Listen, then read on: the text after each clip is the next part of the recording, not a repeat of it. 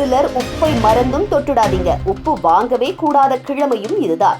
உப்பு சமையலுக்கு மட்டுமல்ல, அது ஆன்மீகத்தில் முக்கிய இடம் பிடிக்கிறது. அது லக்ஷ்மியின் அம்சமாகவே பார்ப்பதுண்டு. அதனால்தான் உப்பை வாங்குவது, கொடுப்பது, கொண்டு வருவது என அனைத்திலும் சற்று கவனமாக இருக்க வேண்டும் என்பதற்கான பழமொழிகள் மற்றும் சாஸ்திரங்கள் தலைமுறையாய் சொல்லப்பட்டு வந்துள்ளன. பாரம்பரிய நம்பிக்கைகளின்படி சனிக்கிழமைகளில் உப்பு வாங்கக்கூடாது. இது வீட்டில் நிதி நெருக்கடி, தொழிலில் தடைகள் ஏற்படுவதாக கருதப்படுகிறது. சனி பகவானுக்குரிய இந்த நாளில் உப்பை வாங்குவது அவர் கோபத்தை வரவழைக்கும் என நம்பப்படுகிறது. அதே போன்று வியாழக்கிழமையில் உப்பு நீரால் துடைப்பதும் தவிர்க்கப்பட வேண்டும். அதாவது அந்த நாளில் வீட்டில் சுத்தம் செய்வதற்காக உப்பு நீரை பயன்படுத்துவது நல்ல சக்திகளை வெளியேற்றும் என சொல்லப்படுகிறது. முக்கியமாக திருமணமான மகள் தாய் வீட்டிலிருந்து உப்பை எடுத்துச் செல்லக்கூடாது. இதனால் தாய் வீட்டில் செல்வம் குறையும், தரித்திரம் என்றும் என சொல்லப்படுகிறது.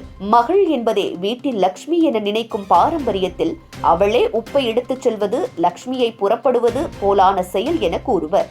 அதே போன்று மாதவிடாய் காலத்தில் உள்ள பெண்கள் உப்பை வாங்கவே கூடாது. உடல் சுத்தமில்லாத நிலையில் உள்ளதால் தெய்வ அம்சமுடைய உப்பை தொடவே கூடாது. இறப்பு தீட்டு உள்ளவர்கள் மற்றும் வீட்டிற்கு விருந்தாளியாக வந்தவர்கள் உப்பை வாங்கி வரக்கூடாது என்பதும் ஒரு நம்பிக்கை. இது வீட்டின் ஆற்றலை பாதிக்கும் என்று கருதப்படுகிறது.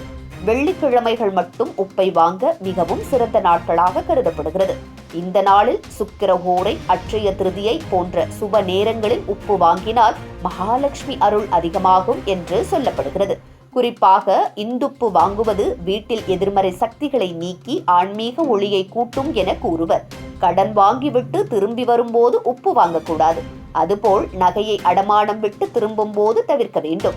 ஏனெனில் நஷ்ட நேரத்திலிருந்து வந்திருப்பவர் திரும்பும் போது குறைவான ஆற்றலுடன் இருக்கிறார்கள். அந்த நேரத்தில் உப்பு வாங்குவது அந்த அசுப சக்தியை வீட்டிற்கு அழைத்து வருவதாக கருதப்படுகிறது. மேலும் உப்பை ஒருவரிடமிருந்து ஒருவர் கையில் கொடுத்துக் கொள்வதை தவிர்க்க வேண்டும். அதற்கு பதிலாக தர வேண்டியவர் தரையில் வைக்க வேண்டும். தேவையுடையவர் அதை எடுத்துச் செல்ல வேண்டும். இது வாய்மொழியாகவும் நம்பிக்கையாகவும் ஒரு அனுபவ கல்வியாகவும் சொல்லப்படுகிறது. சிறந்த ஒரு பழமொழி போல் உப்பை எப்போதும் தேவைக்கு மிஞ்சாமல் வைத்திருக்க வேண்டும். அதிகமாக சேமித்து வைத்தல் கூட தீய சக்திகளை ஈர்க்கும் என்றும், அதிகம் உபயோகித்தல் சுகாதாரத்தையும் செல்வத்தையும் பாதிக்கும் என்றும் பாரம்பரியத்தில் கூறப்படுகின்றன. இவை அனைத்தும் நம்முடைய மூதாதையர் சொல்லி வந்த ஒழுக்க நெறிகள். அவற்றில் பகுத்தறிவு கலந்து நம்பிக்கை சேர்த்து கொண்டு வாழ்ந்தால் நமக்கு நன்மை கிடைக்கும். உண்மையில் உப்பு என்பது உணவிற்கு ருசியை மட்டுமல்ல, வாழ்விற்கே நிறம் சேர்க்கும் ஒரு பரிசு.